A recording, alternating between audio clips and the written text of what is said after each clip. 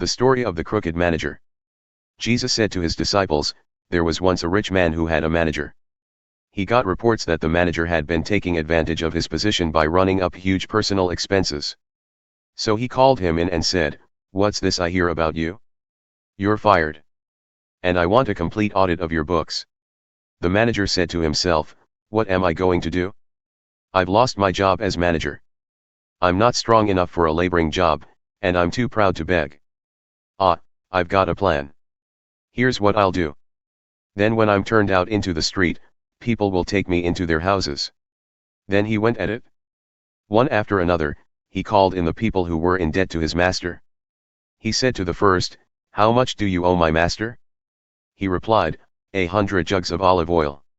The manager said, 'Here, take your bill, sit down here, quick now, write 50. To the next he said, 'And you, what do you owe?' He answered, 100 sacks of wheat. He said, 'Take your bill, write in 80. Now here's a surprise, the master praised the crooked manager. And why?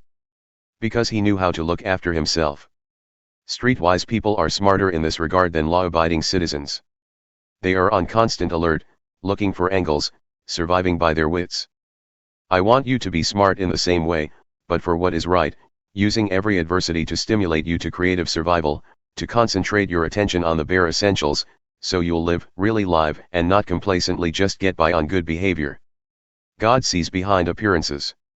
Jesus went on to make these comments, if you're honest in small things, you'll be honest in big things, if you're a crook in small things, you'll be a crook in big things. If you're not honest in small jobs, who will put you in charge of the store? No worker can serve two bosses, he'll either hate the first and love the second or adore the first and despise the second. You can't serve both God and the bank.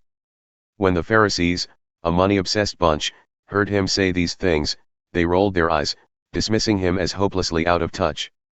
So Jesus spoke to them, "You are masters at making yourselves look good in front of others, but God knows what's behind the appearance. What society sees and calls monumental, God sees through and calls monstrous."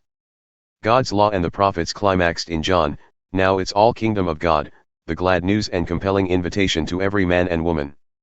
The sky will disintegrate and the earth dissolve before a single letter of God's law wears out. Using the legalities of divorce as a cover for lust is adultery, using the legalities of marriage as a cover for lust is adultery.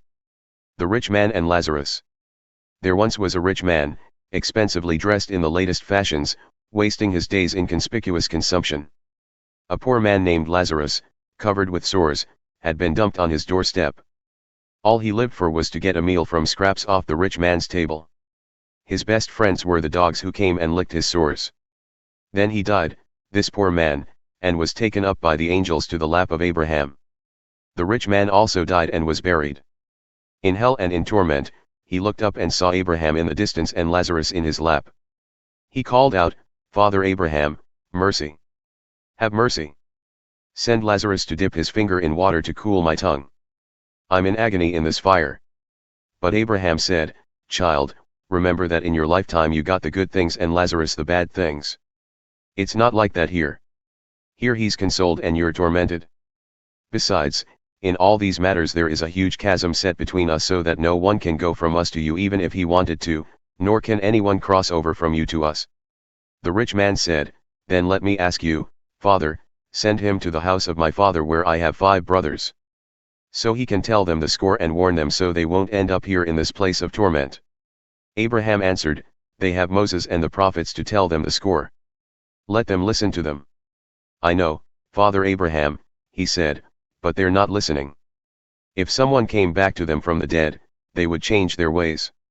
Abraham replied, "If they won't listen to Moses and the prophets, they're not going to be convinced by someone who rises from the dead."